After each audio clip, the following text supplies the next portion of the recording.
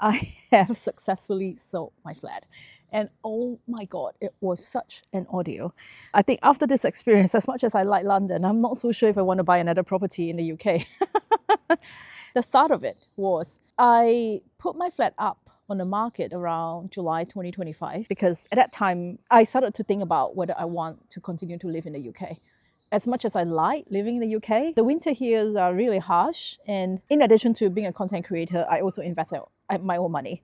And the thing is, I have assets in Singapore. I have a property in Singapore where I collect rent, and I also have obviously assets here. And I'm coming to my 7-year mark in the UK. And those of you who know about the tax rule, that also means that I'm starting to have to pay tax for my overseas income, which is, in my opinion, very punitive, especially when I acquired all of these assets way before I moved to the UK. It got me thinking about how much longer do I want to stay in the UK? And the thing is, I don't have to be a tax resident in the UK. I could always just come here for 182 days and then go back to Singapore and float around in Southeast Asia where the weather is so much nicer during December and January. So I put my flat up on the market in 2025, July. So that was a strategy because I advise people on how to sell flats. And I thought I know myself, right? Oh my gosh, have I not been hit by experience before? So this is the second property that I'm selling in the UK. I sold my first one in 2023. It was sold within 4 days of the ad being up on Rightmove. Because I've done my homework, I asked the estate agent to contact potential sellers before the ad is up while we were looking at how to do the write-up, how to do the photos and all that sort of stuff. And so I accepted an offer within 4 days of the ad being up on Rightmove. So I thought I could repeat my success. But this time around it's a little bit more challenging. So in July 2025, the estate agent put his flat up on the market. And even before the estate agent put the flat out in the market, I was already shopping for estate agent because I want to make sure that I get the right estate agent. I don't mind paying more because the right estate agent can do wonders for you. But I'm also fully aware that the market has turned. It is a challenging market just because the economy uncertainty, the interest rate and all that, buyers are being put off.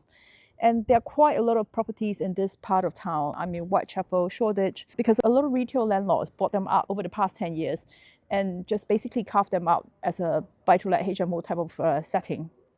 And all of them are selling. But my advantage is my flat is very beautiful, very nicely decorated. So I have that advantage against them. But a market is a market. When you have a lot of supply, the demand is questionable, then you kind of really have to swim up against the tide.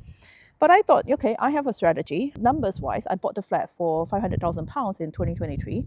And I put the flat up on the market for 475. I'm happy to take a bit of a loss because I built equity and I live in the flat. So I just treat it as rent money that I pay for the past 3 years. Put the flat up and I told the estate agent, I said, look, anything less than 485, I'm not going to accept them. So the whole point is lowballing is to get people to view the flat. And my flat is beautiful. So I'm very, very sure that I'm going to get buyers to view the flat. The market was so bad that I have 8 viewers. Because, people want to see a beautiful flat. They want to get some interior design ideas.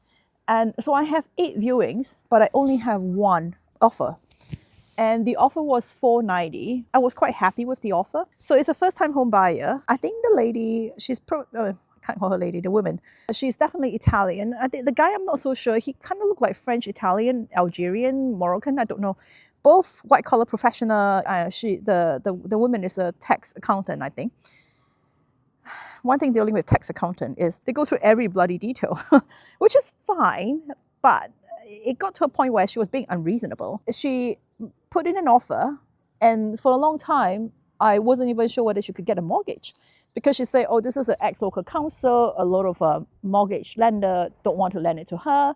So she's looking for another mortgage broker. And I said, yeah, but I'm with mortgage with Barclays. So, right, if Barclays could lend me money, I'm very sure they could lend you money, right? Like, what's the problem? She said, oh, but the interest rate from Barclays is a bit higher, so it's more expensive for us, which I thought is a horrible excuse. Anyway, I pushed her, I nudged her, and I said, look, I need to see a mortgage offer in a couple of weeks. I think by that time, it was already like August, probably even late August.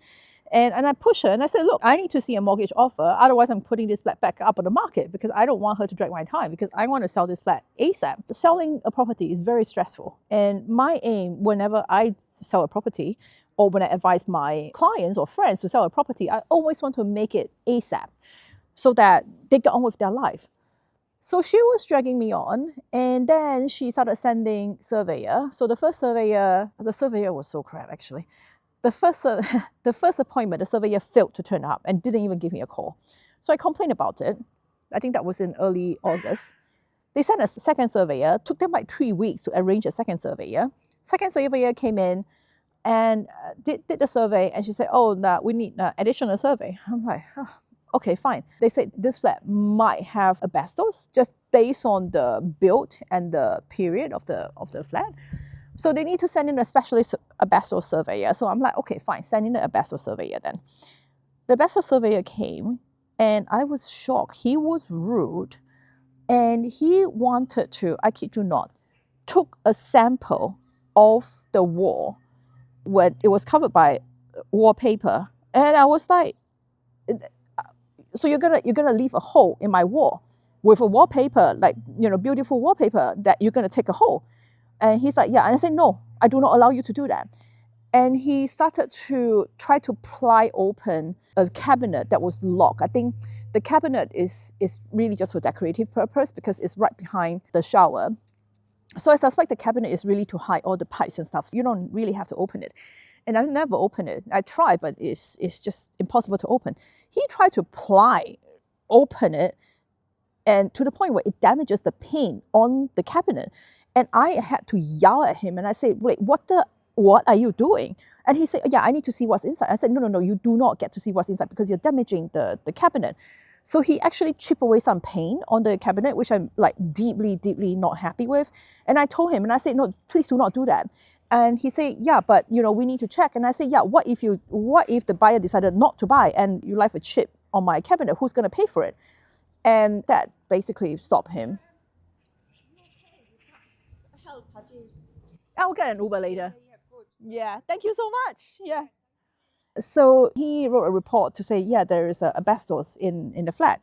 The thing is, he didn't even take any samples. He didn't take like the underlay of the carpet, and I was just so not happy with him. And because they found like potential asbestos in the flat, the buyer came back to me and said she wants to ask for a reduction. I'm like, okay, fine. How much reduction are you looking at? That's when she went for the jugular. So she said, well, to replace the carpet and the asbestos remover, bye. She said to remove the carpet and the asbestos removal, and then she sent a whole list of items that she would like to do to the flat, including clearing of the weeds in the garden. I can't even remember what else. Basically, she listed every bloody single thing and sent that list to my solicitor with the line item and how much it would cost attached right to the line item. Look, I'm happy if you just want to get some extra money to remove the asbestos, but if you want to change new carpet for the flat, it's not my business because you came to see the flat a couple of times. Like, you make an offer based on as is, as seen, and then now you come around and you want to like get a bargain for replacing the carpet. It's like, hey, if my flat is so brand new, I'm going to charge you like 20% more, not the price that you offer me. So I was not happy, and I told the estate agent, and I said, like, which planet is she from? Like, tell her to F off. I'm not interested in negotiating all of this. So I said, look, if, initially she's asking for a £38,000 reduction, and I said, I'm putting the flat back out on the market. Tell her to F off. And then I said, look, I can give her an £8,000 discount, and we call it a day. Right? So reduce the price down to £482,000, £8,000 discount, and call it a day. And she came back and said they wanted a £10,000 discount because that's still significantly less than the £38,000 discount they're asking for. And I said, £9,000, take it or leave it. If you want to negotiate further, this flat is back up on the market. So she accepted the £9,000 discount. Then came more delay. She wanted the price to be finalized before she applied for a mortgage again. So it took her like 2 weeks to apply for a mortgage, which in my opinion is unreasonable. And then came the solicitor conveyancing process. The conveyancing process again dragged on unnecessarily long in my opinion. And she was doing all sorts of checks and balances possible. And then it got to a point where it was around early part of November. That's when I got really impatient. I was planning to leave the UK in December. So like I wanted this flat to be completed middle of November. And I forced her and I said, look, I want an exchange and completion date agreed. Otherwise, this flat is back up on the market by December. So she sort of came back with an exchange and completion date. And then a couple of weeks before the exchange and completion, her solicitor said, they wanted the freeholder to give us basically a variation of deeds. The technical part of it, I'm going to explain it. So the technical part of the variation of deeds, how it works is because this is a leasehold property and the freeholder has the right to take back the property if, let's say, you didn't pay your ground rent, you don't pay your service charge, or you done like severe damage to the property, or you have antisocial behavior. There are some different types of clauses that can be slapped on a leaseholder for the freeholder to take the flat back. But most of the time it's because you failed to pay your ground rent or service charge, which is reasonable. But this is an ex-local council, so my ground rent is £10 per year. My service charge is about £2,000 a year. Service charge, freeholder can't really take back your flat if you don't pay your service charge, but even then, like even if they want to, for a 3-bedroom flat in Shoreditch, my service charge is £2,000, which is like so dirt cheap. And she wanted the freeholder to give us a variation of deed so that they can't take back the flat without negotiating with them, without giving them a second chance to negotiate. And I was like, okay, this is getting ridiculous because we don't know how long the freeholder is going to get back to us with a variation of deeds. And our freeholder is Town of Hamlet Council, which can be a little bit slow. They're just inundated with work. So my solicitor said this is ridiculous, but we can propose that we buy an insurance that indemnifies them against potentially the freeholder taking the flat back. So we proposed it to their solicitor. It took like a week or 2 maybe even. Actually, it took them more than like 3 weeks for their solicitor to get back and said no, their lender, which is Barclays, which is the same as my lender, rejected the insurance to indemnify them against the property being taken back. I was like thinking, but honestly, are you so stupid? Because the buyer is putting down 40% deposit, so £200,000 of deposit. So I was like thinking, look, if you have £200,000 of cash lying around and you're a professional white-collar job in tax accountant in PwC, are you so stupid to do something stupid like not paying your ground rent and service charge? And I'll be quite concerned that if you're buying a £500,000 property and you can't pay service charge, So the whole thing was getting ridiculous and I was getting very impatient because I had already booked my ticket to leave London and I put pressure on her. I just get a sense that, she seems to be just keep dragging this on, and whenever I have a negotiation with her, I get very frustrated. And I'm the sort of person, be it buying or selling, I always want to establish a relationship with the buyer or seller. I want to establish a relationship with the other side. I want to build trust.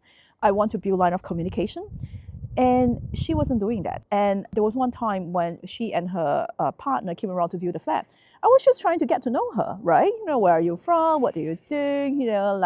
What sort of stuff would you like to do with the flat? To build that emotional bond. She didn't do that with me. But when she was trying to negotiate more time or more money, that's when she was like building that relationship. She wanted to give me chocolate. I was like, I'm moving out. I'm throwing away chocolate. Like, I don't need Italian chocolate. Thank you very much. I was actually throwing away Swiss chocolate. So I don't need your Italian chocolate. Thank you.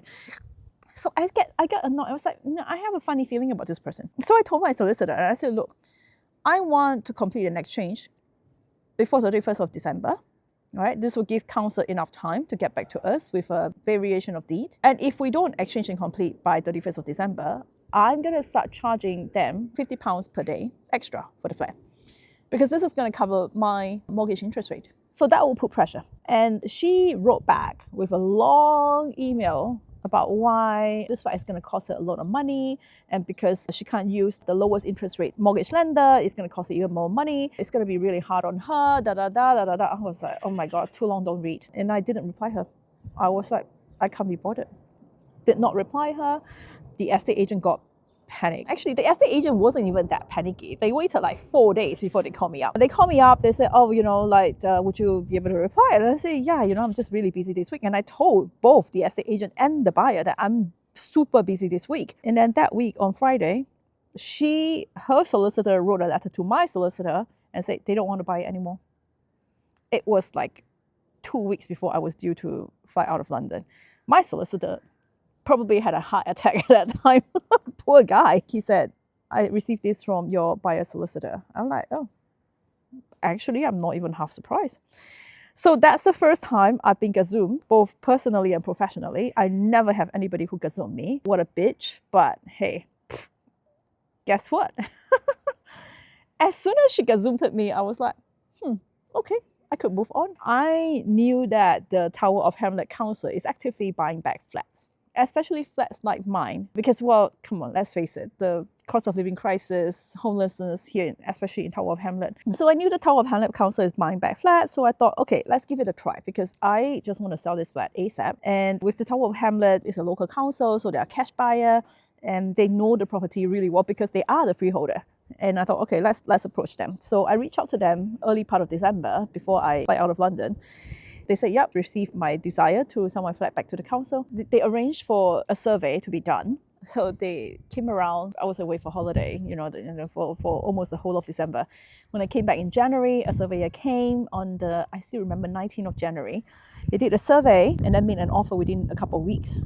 And the original offer was 460. I was like, oh, that's a bit low. I'm making quite a big loss. And I said, well, I installed a new boiler. This flat is really beautiful. And I can show you how beautiful the flat is. And then I said, would you be able to increase the offer a little bit more? You can see from record that I paid £500,000 for this flat 3 years ago. I'm not expecting £500,000, but, 460 is a little bit low. They came back within a couple of days and said, yeah, 480. I'm like, yeah, deal. So that was in January. And then they proceeded to do the paperwork, and I proceeded to ask my tenants to leave and not take in any more Airbnb bookings. And now we are on 26th of March and I sold this flat. So on paper, I'm taking away less money because the bitch offered 481. That was the final agreed price. And the council offered 480. But I don't have to pay agent fees when I sell it back to the council. The agent fees alone would be like £7,000. So I actually take home more money selling it to the council. So I kind of have to thank that bitch for gazumping me. So whoever who's watching it, if you have been gazoomed by anyone else, you can send this video to them and tell them to F off for people who gazoom you. So that's my audio selling my flat. Second time selling a property in the UK. Very excited with the next chapter of my life. Sorry, this is probably going to be very unedited. I mean, this is definitely unplanned. It's not even 10 o'clock in the morning and I have to go to the charity shop to donate my things and to go to the storage to put the remaining things in storage. And probably going to reward myself with a very nice meal. And maybe a spa. Okay, bye! I wanted to pick a nicer spot to do this video, but well, it is what it is.